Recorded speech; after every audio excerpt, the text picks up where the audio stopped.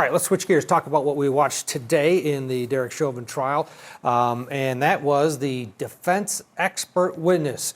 Court TV anchor Julie Grant joining our conversation here.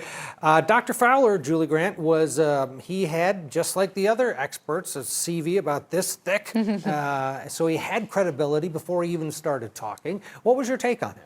I loved Dr. Fowler, Ted, just like I loved Dr. Tobin. And as I was watching his testimony and listening to his accent, I kept thinking, I would love to hear those two doctors have a conversation about these issues. I would love if those two could debate together in the same room. I think it would be really fascinating, very engaging, and I could listen to their accents all day long.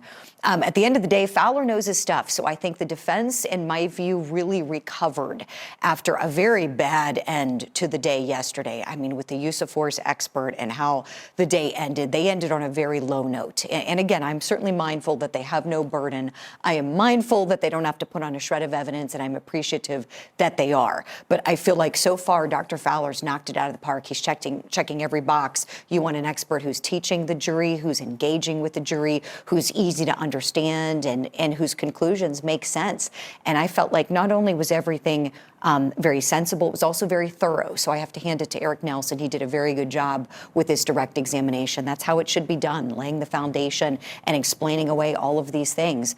So now they've offered another expert opinion going to the ultimate issue. So the defense, you know this, Ted and Chanley, they just really can sometimes just offer nothing, offer reasonable doubt. Here, they're offering a viable explanation to this jury as to why George Floyd died that refutes what the state has offered through their numerous experts. So I think his testimony will be pretty powerful in the end.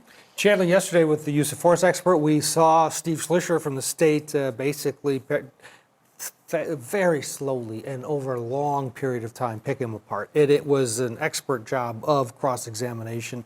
The state will have this opportunity again with Jerry Blackwell. That will resume this afternoon. Is this what we're expecting? Another very elongated cross-examination? Because it was very effective yesterday with the use of force expert. It really was yesterday. And if any indication from late yesterday tells us, which was after the jury left and Eric Nelson made a comment about the 50,000 pages that the prosecution just handed him, that they wanted to impeach the expert on today, that's a lot. So I think that Jerry Blackwell is going to come prepared for cross-examination. I think we'll see more fireworks from the prosecution with this witness, of course. And so it probably will take the rest of the day. This may be, Ted, the last witness for the defense. We'll have to wait and see. But we do know that the judge is telling the prosecution that if they choose to put on a rebuttal, it would be tomorrow if they finish today. Yeah, and the judge, Julie's giving the prosecution overnight to decide if they want to put on a rebuttal case and to prepare for it. And one would think that they have their army of experts watching this very closely. And it would not be a surprise, would it, if one of them is back on the stand tomorrow? Bingo, you got it, Ted. You could bet your bottom dollar they are going to rebut the defense case. That's one thing that's very evident with these prosecutors, and they really have to be mindful of how they're behaving before the jury, too, because they've been anticipating the defense throughout this entire trial. And sometimes jurors pick up on that. Yesterday, I felt that with some of the witnesses the defense presented early on, the way these lawyers conducted the various crosses, it was very apparent they wanted to keep things out. And some of these people are people who, one of them was called by their side, Nicole McKenzie. Another one was a big witness in this case, Chauvin, who was with George Floyd. So they've got to be really careful about looking like they want to squash everything the defense is doing. But yes, I do think they're probably going to call someone back. My guess is one of the doctors, probably Tobin, because in my view, I think he was the best of all of their experts. We know it's not going to be Dr. Baker because they're trying to do everything they can to minimize and reduce the focus on his findings. And I think what we can expect is maybe in close, the defense really honing in on what they were able to elicit from him on cross, as well as what they're eliciting from Fowler as their expert witness, and sort of marry them together in making the arguments for the jury. Chanley, outside the courtroom, Dr. David Fowler is getting a little bit of attention in that he's the subject of a lawsuit that involves an African-American person, male, and he he's being sued, but it's not just him. He's named in a lawsuit with the 11 other people, but people are talking about it. Yeah, it's key because he's testifying a case pretty similar. If you read the lawsuit and the facts of the case, it's for a 19-year-old Anton Black from 2019, and he's being named in this lawsuit, like you said, from December of 2020 of last year, and it basically accuses him of concealing law enforcement's role in Black's death, and they accuse it at the hands of police. He ruled the death an accident, and the 19-year-old allegedly ran from the police. They caught up with him. One of them is on top of him in the prone position for an elongated amount of time.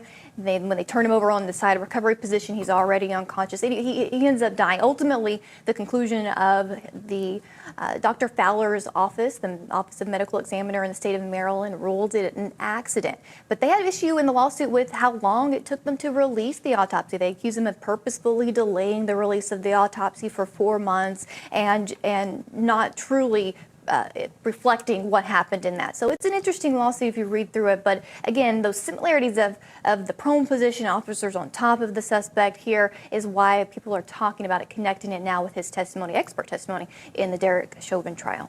And but Julie, the jury will never hear about this. Yeah, they better not, Ted, because that is objectionable if I've ever seen something objectionable. My gosh. One thing, and I tell people all the time, knowing people, who get sued and are so fearful, look, anybody can file a lawsuit. And every day in courts across America, there are very frivolous lawsuits being filed based on lies. You cannot take that as the truth. That is so unreliable. A court would never allow that in. Totally different from something like a criminal conviction, for instance, where you have a certified copy of a conviction that's saying, look, this person has been found guilty in a court of law for, let's just say it's what we know to be crimen falsi. That's something that's a Latin term, crimes of deceit. Those come in criminal cases. If somebody had that on their record, essentially to show, look, they've lied once in the past, look at this, and they may be lying now, that can come in. But something like this, no way. And that's why it's very important that the state abides by the court's ruling that they need to get together and let the defense know of those 50,000 pages that Shanley mentioned. They've got to know where they're going with impeachment. Come on, 50,000 pages to impeach someone. That is absurd. Absolutely absurd, Ted. Yeah. It is. It is. Yeah, whatever you think of Eric Nelson, most people feel like he's doing a good job, but you also have to empathize with him because of the army that he is up against and having that dropped on you. Hey, we could be using some of this. Good luck. All right. We're going to step aside, take a break, and we'll have much more coming up right after this. Stay with us.